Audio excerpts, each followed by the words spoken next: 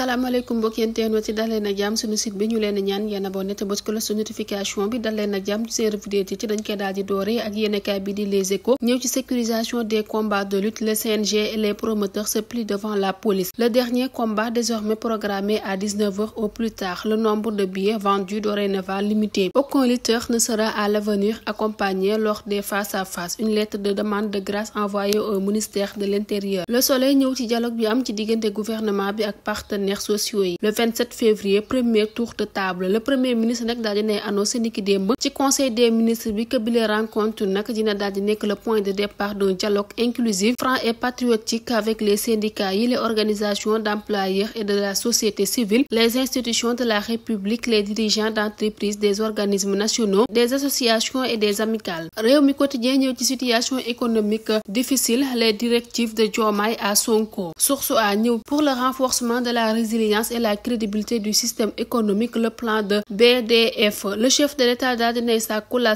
préparation rapide d'un projet de loi rectificatif des finances en perspective du débat d'orientation budgétaire. Kii de Bassirou Diomaye Faye wi nga xam ne daal dinay prévoir un programme spécial de maîtrise des dépenses publiques, daal dinay engagé à mettre en œuvre toutes les recommandations du rapport d'étude de la Cour des comptes. Sonko est aussi sommé d'engager des concertations avec toutes les forces vives de la nation, les centrales syndicales, le secteur privé national et le patronat notamment, afin de partager avec précision les conséquences de la situation décrite et de trouver les consensus adaptés. Sud Quotidien ñëw ci li nga xamante ni rek moo di délit de patronyme, nous sommes tous ivoiriens. L'info daal di ñëw ci mission de secrétaire d'État, le rapport de la Cour des comptes, le grand oral de Dr Alpha Ba.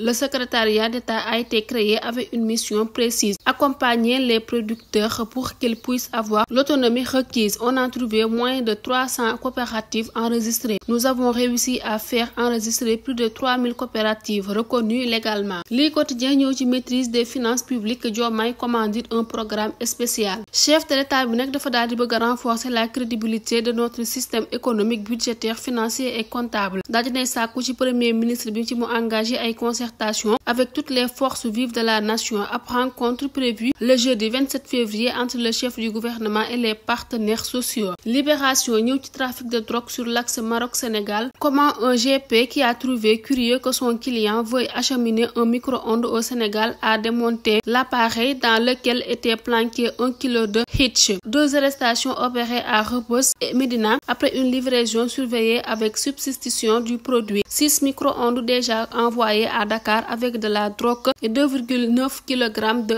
hatch saisis lors d'une perquisition. Le Témoin daal ñëw ci reddition des comptes. Qu'en est-il du patrimoine immobilier de l'État à l'étranger? Laaj boobee rek la daal di yéenekaay bi daal di samp. L'affaire de l'immeuble du consulat du Sénégal à Bordeaux dans l'œil du cyclone. La Tribune ñëw ci financement des PME sous le régime de Macky et celui de Diomaye, la preuve de la continuité du plan Sénégal émergent. Le même programme a été lancé par Amadou Ba le 13 juillet 2023 à Dakar. De 600 milliards de francs CFA en 2024 à 3000 milliards de francs CFA en 2028. Du réchauffé, Sonko menaçant envers le secteur privé n'a fait que suivre les traces d'Amadou Ba. L'enquête ñëw ci communication du gouvernement. Austérité relève, la crise de confiance s'installe. Hôpitaux et universités en crise, des services à l'arrêt. Les syndicats exigent un partage équitable de l'effort face aux réformes d'austérité annoncées. L'absence de concertation renforce les tensions. Sahid Gaye di enseignant-chercheur daal di xam ne on remarque l'absence d'une stratégie de communication bien claire pour gouverner. L'Observateur ñëw ci décès de El Hadji Elimane Ndour à 98 ans. Un sage s'en va. La dignité en héritage, l'humilité en étendard. Malgré la célébrité, la réussite de son fils Youssou Ndour, un père exigeant, un guide bienveillant pour qui l'éducation et les valeurs familiales étaient sacrées. La Médina perd un grand notable, toujours disponible pour sa communauté. Vox Populi ñëw ci CNG ak promoteurs yi nga xam ne daal dina jël ay mesures pour sauver le lamb. Le premier combat préliminaire va démarrer à 16h30 et la grande affiche au plus tard à 19h. Le CNG a désormais un droit de regard sur la disponibilité des clients. Aucun promoteur ne pourra produire plus de 22 000 billets. L'As Quotidien daal di ñëw ci suicide, soupçon de détournement de deniers publics, meurtre, la société sénégalaise en chute. Walf Quotidien ñëw ci question d'actualité bi ñu war a amal niki àjjuma. Sonko refaire les comptes. Le quotidien daal di ñëw ci situation économique morose. Diomaye appel au dialogue daal di ne sàkku ci premier ministre bi ci mu tenir ay concertation avec tous les acteurs sociaux. mbokk yi lii mooy li gën a fës ci ëttu yéenekaay yi ñu leen di ñaanal yendoog jàmm.